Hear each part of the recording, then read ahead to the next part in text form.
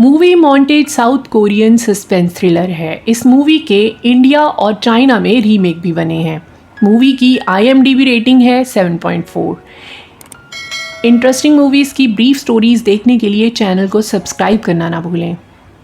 15 साल पहले कियोंग की बेटी सोजिन को किडनैप किया गया और किडनैपिंग के बाद मर्डर किया गया था। डिटेक्टिव चियोंग हो इस केस पे दिलो जान से काम करता रहा, लेकिन फिर भी किडनैपर उसके हाथ से निकल गया था। अब 15 साल बाद ये केस एक्सपायर होने वाला है।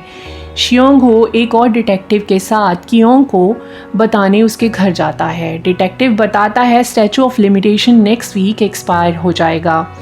उसे स्टैचू ऑफ लिमिटेशन के बारे में बताते हैं जब क्रिमिनल केस एक सेट ऑफ टाइम पे आ जाता है और कोई ख़ास एविडेंस ना मिल पाए तो उन केसेस की 15 साल लिमिट होती है। उसके बाद केसेस पे काम नहीं किया जाता, वो क्लोज़ हो जाते हैं। कियोंग ये सुनकर काफ़ी अपसेट हो जाती है। वो चियोंग को याद दिलाती है कि उसने तो प्रॉमिस किया था कि वो किडनैपर को पकड़ लेगा।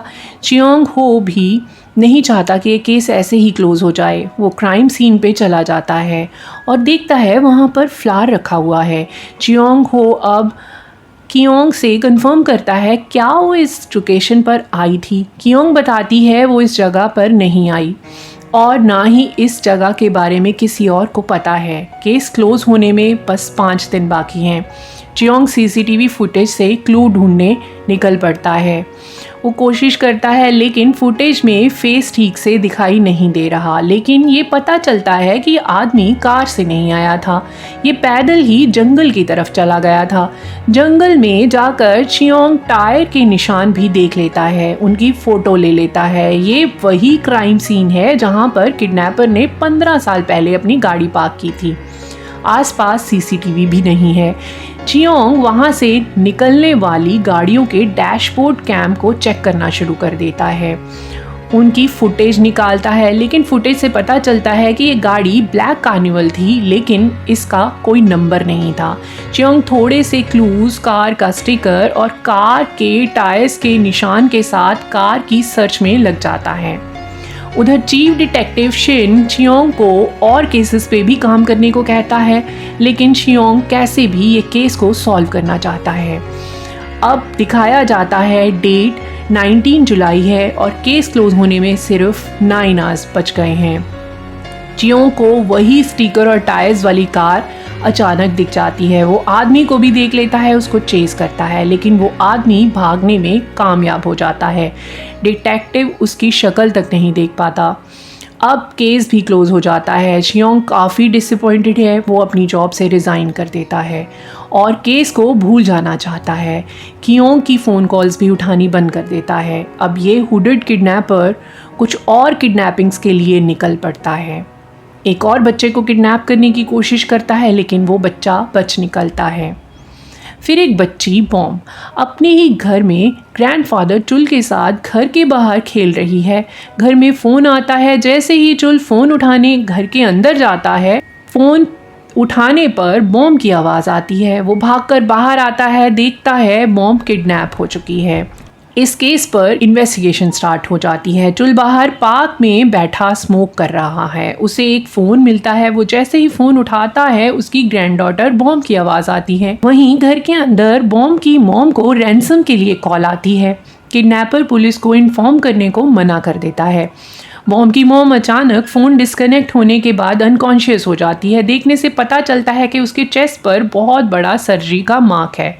उसकी मेडिकल कंडीशन किसी को पता नहीं होती। बॉम के ग्रैंडफादर को पार्क में ढूंढने जाते हैं। अब पता लगता है कि बॉम का ग्रैंडफादर चुल पार्क से गायब हो गया है।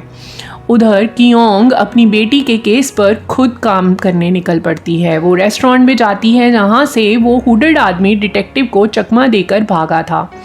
वहाँ कियोंग को एक अम्ब्रेला मिलता है। वो पता लगाती है ये अम्ब्रेला नैरे बैंक में VIPs को दिया गया था। उसकी डिटेल निकलवा कर उसके घर पहुँच जाती है। किडनैपर को भी देख लेती है। अब सीन चेंज होता है। उधर अब इन्वेस्टिगेशन टीम जल्दी से फ़ोन बूथ के पास जाती है जहां से किडनैपर ने बॉम के घर फ़ोन किया था। ये एक जंगल एरिया है, यहाँ कोई आता जाता नहीं है। यहाँ पर हेयर स्टैंड और सिगरेट बट मिलता है लेकिन कोई फिंगरप्रिंट्स नहीं मिलते। लेकिन डिटेक्टिव कैंग को लगता है कि कॉल यहाँ से नहीं आया, जहाँ से कॉल आया था वहाँ आसपास ट्रैफिक था और गाड़ियों के हॉर्न की भी आवाज़ आ रही थी।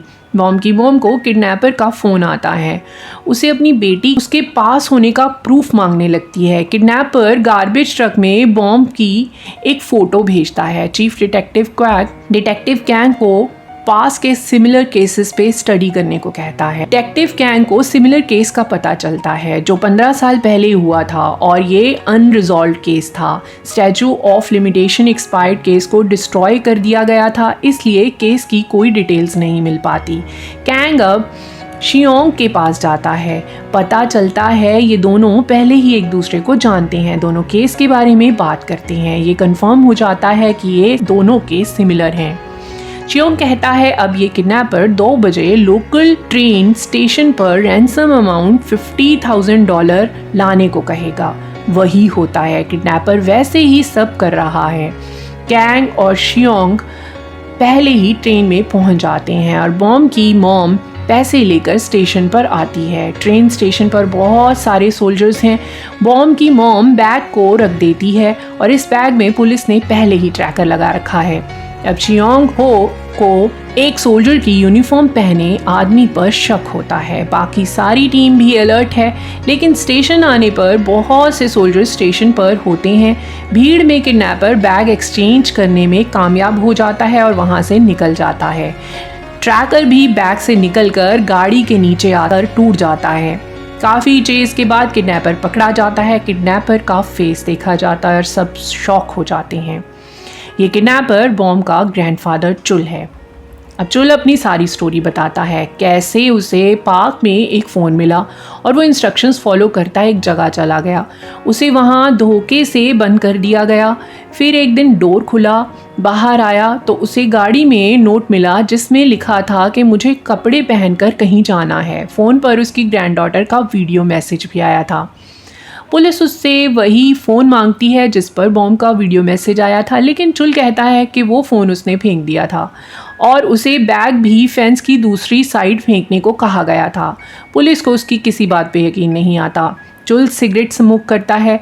ये सिगरेट फ़ोन बूथ पर मिले सिगरेट बट से भी मैच कर रही है। अब हिस्ट्री निकालने पर पता चलता है कि चुल बिज़नेस के लिए लोन लेना चाहता था, लेकिन वो बार बार रिजेक्ट हो रहा था और लोन ऑफिसर था उसका सन इन लॉ, बॉम का फादर। अब इन्वेस्टिगेशन टीम कंक्लूड करती है कि ये काम चुल ने ही किया है, लेकिन चुल इस बात को कन्फेस नहीं कर रहा।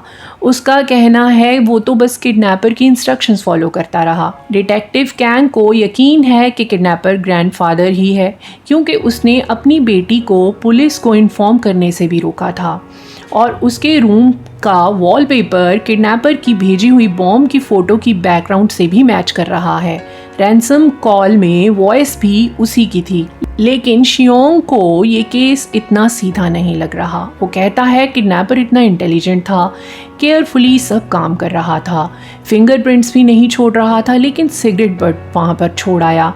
वो अभी भी 100% श्योर नहीं है कि चुल ही किडनैपर है। वो कहता है क्रिमिनल बिल्कुल वैसे ही कर रहा था जैसे 15 साल पहले हुआ था। ये चुल बेगुनाह है और असली क्रिमिनल बाहर ही घूम रहा है। अब चियोंग वॉइस कैसेट लेकर वॉइस एक्सपर्ट के पास जाता है, चेक करता है, पर पता लगता है कि रिकॉर्डिंग में एक और विस्परिंग की आवाज़ सुनाई दे रही है। चियोंग का शक सही है, किडनैपर कोई और है। चियोंग इन्वेस्टिगेशन टीम को ये बात समझाने चला जाता है। उसकी बात को नहीं सुना जाता और सब श्योर हैं कि चुल ने ये सब पैसों के लिए किया है और अपनी ग्रैंड डॉटर को मार कर कहीं बरी कर दिया है। चियोंग आर्ग्यू करने लगता है, उसे वहाँ से उठाकर ले जाने लगते हैं। तभी चीफ डिटेक्टिव उसे वॉइस रिकॉर्डिंग फिर से सुनने को कहता है। चियोंग जब इस वॉइस रिकॉर्डिंग को सुनता है तो वो कहता है कि ये रिकॉर्डिंग को डिटेक्टिव कैंग ने टैम्पर किया है, क्योंकि इसमें वो विस्पर की आवाज़ नहीं है। चियोंग अकेले ही केस सॉल्व करने निकल पड़ता है। अब वो 15 साल पहले के किडनैपर की वॉइस को इस वॉइस से मैच करने के लिए वॉइस एक्सपर्ट के पास जाता है। यहाँ पर एक बड़ा सीक्रेट रिवील होता है।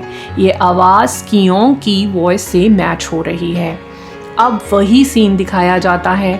कियोंग जब किडनैपर के घर जाती है उसे वहाँ फ़ोटोज़ मिलती हैं, जिससे उसे समझ आता है कि किडनैपर को 15 साल पहले अपनी बेटी के इलाज के लिए पैसों की ज़रूरत थी। वो चुल की फ़ोटोज़ भी देखती है और कैलेंडर पर उसने 19 जुलाई को मार्क कर रखा होता है। उसे यकीन हो जाता है चुल ही उसकी बेटी का मर्डरर है। कियोंग उसे मारना चाहती है, लेकिन वो बड़ी मुश्किल से खुद को कंट्रोल करती है। फिर वो चुल को उसकी ग्रैंडडॉटर के साथ देखती है और वो बदला लेने का प्लान बनाती है। अब वो बॉम्ब को किडनैप कर लेती है। अब चियोंग उसकी फ़ोन लोकेशन से उसको ढूंढ लेता है। कियोंग उसे बताती है कि उसके पास यही एक रास्ता था जिससे वो किडनैपर को सज़ा दिला सके। चियोंग बच्चे को ले जाना चाहता है, लेकिन कियोंग कहती है 15 साल पहले उसकी बेटी के मर्डर की सज़ा चुल को नहीं मिली और उसे उसकी गलती का एहसास भी नहीं है। लेकिन चियोंग प्रॉमिस करता है चुल को सज़ा दिलवाएगा और बॉम्ब को अपने साथ ले जाता है। अब चियोंग जेल में चुल को मिलने जाता है। उसे 15 साल पहले किए क्राइम के बारे में पूछता है। वो उसे चुल का कैलेंडर दिखाता है जिस पर वो 19 जुलाई तक स्टैचू ऑफ लिमिटेशन एक्सपायर होने का वेट करता रहा। चियोंग सब जान चुका है। चुल को बताता है कि वो जानता है कि उसकी 12 साल की बेटी की हार्ट डिफेक्ट सर्जरी सक्सेसफुल रही थी। चियोंग उसे पूरा इंसिडेंट बताता है। उसे बताने लगता है कैसे चियोंग की कार ओवरटर्न हो गई थी। उसने चुल को कार से पैसों का बैग निकालते देख लिया था। चुल को अपने किए का कोई पछतावा नहीं है। उसे लगता है कि वो लड़की खुद ही वहाँ से बचने की कोशिश में मर गई। अब चियोंग ये सुनकर गुस्से में आ जाता है। चुल को कहता है बॉम्ब उसके पास है। अगर वो बॉम्ब को बचाना चाहता है तो उसे कन्फेस करना होगा कि बॉम्ब को उसने ही किडनैप किया था। चुल मजबूर हो जाता है। जिस बेटी को बचाने के लिए उसने किडनैपिंग तक कर दी थी, आज उसके सामने वो अपनी ही ग्रैंडडॉटर का किडनैपर कहलाएगा। लेकिन चुल मजबूर है, वो कन्फेस कर लेता है। चुल को 15 साल की सज़ा सुना दी जाती है और बॉम्ब को चियोंग उसके पेरेंट्स को दे देता है। वहीं कियोंग खुश है। 15 साल बाद उसकी बेटी को जस्टिस मिल गया है। किडनैपिंग उसने मजबूरी में ही की थी। वो बॉम्ब को नुकसान नहीं पहुंचाना चाहती थी, हमेशा बॉम्ब में अपनी बेटी देखती थी। चुल ने भी कियोंग की डॉटर सोजिन को नहीं मारा था। उसकी सोजिन को मारने की इंटेंशन बिल्कुल नहीं थी। सोजिन ने पेंसिल से चुल पर अटैक किया था और भागने की कोशिश में गिर गई और जाकर हाईवे ब्रिज पर गिरने से उसकी मौत हो गई थी। लेकिन चुल ने देख लिया था कि सोजिन मर गई है, फिर भी उसने जाकर गाड़ी से पैसे उठा लिए थे। अगर वो किडनैपिंग ही ना करता तो ये सब ना होता। अपने बच्चे को बचाने के लिए उसने किसी और के बच्चे को नुकसान पहुंचाया था। इसके साथ ही मूवी ख़त्म हो जाती है।